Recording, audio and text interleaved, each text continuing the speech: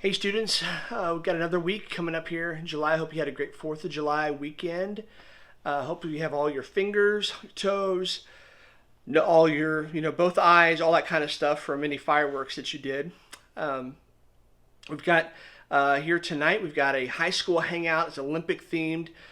Make sure that if you haven't already, there should be some stuff on Instagram there for you, giving some information. But that's from 7 to 8:30, and then middle school we'll see you Wednesday night for worship. So, hey, this weekend I was getting ready to go do some weed eating, is to mow and the hot weather and everything. And I was just thinking about this. Like, I'm so thankful that I have a weed eater and that I don't have to go do everything by hand.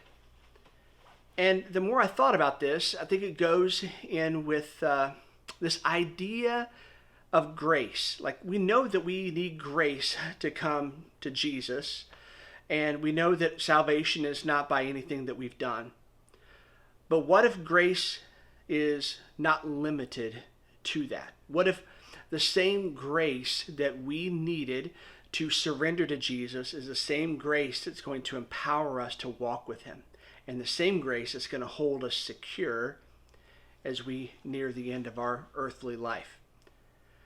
Now, 2 Peter chapter 1 talks about this in verse 3. It says, his divine power, talking about God, has given us everything required for life and godliness through the knowledge of him who called us by his own glory and goodness.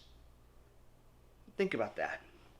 His divine power, in other words, God's power, has given us everything required for life and godliness through the knowledge of him who called us by his own glory and his own goodness.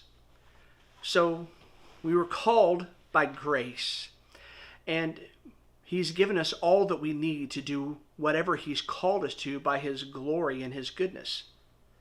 So, as I mentioned, I was weed eating a little bit earlier, weed eating over the weekend. I used this this idea of thankful I don't have to go do that by hand.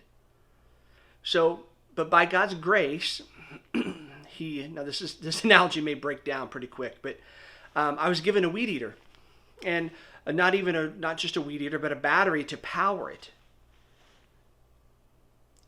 But I still had the responsibility to go use it. Now, you say, like, well, what does that have to do anything? See, God, by his grace, gave you salvation. By his grace, he gives you everything that you need to do what he has called you to do today. But you still have to go live today. You still have to go and act. It's like he's given you the weed eater and the battery, but you still have to go use it and do the weed eating. Now, again, I think that analogy probably falls short a little bit. But here's the reality. God has promised to supply and empower. And your job and my job is to follow him by faith where you live every day. You don't wait for the provision before you move.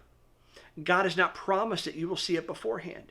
You don't try to figure out what God is going to do next and how he will meet your needs. You move forward in the certainty that he is with you, he is for you, and he is in you. This God of awesome power will grant you power to do what is needed. This is his sure and reliable covenant promise to you. So when God is using Moses to lead the Israelites out of bondage in Egypt, he has them go tell them something in Exodus chapter 6. And that thing is, they don't respond real well. In fact, they don't respond hardly at all. Because he says to Moses, I also established my covenant with them to give them the land of Canaan, the land they lived in as aliens. Therefore, I have heard the groaning of the Israelites, whom the Egyptians are forcing to work as slaves, and I have remembered my covenant. Therefore, tell the Israelites, I am the Lord, and I will bring you out from the forced labor of the Egyptians and rescue you from slavery to them. I will redeem you with an outstretched arm and great acts of judgment. I will take you as my people, and I will be your God. You will know that I am the Lord your God, who brought you out from the forced labor of the Egyptians.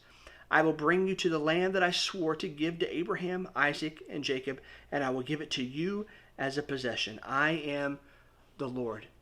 And see, God made this covenant with them that he was going to do the work. But they still had to walk in faith. See, you and I have been saved by grace, but we're called to live a life of faith. Not that God will just do everything automatically. God will do what God will do. But he has given us grace in the moment. And we've been given everything that we need to live a life of godliness and honor, to give glory to God. So, as we begin this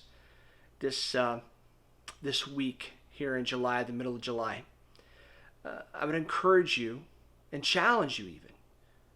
Like, where are you just looking at the things that God has given you and not moving in faith to use them? Like, what if I just had this weed eater, but then I still went out and do all the weeding by hand?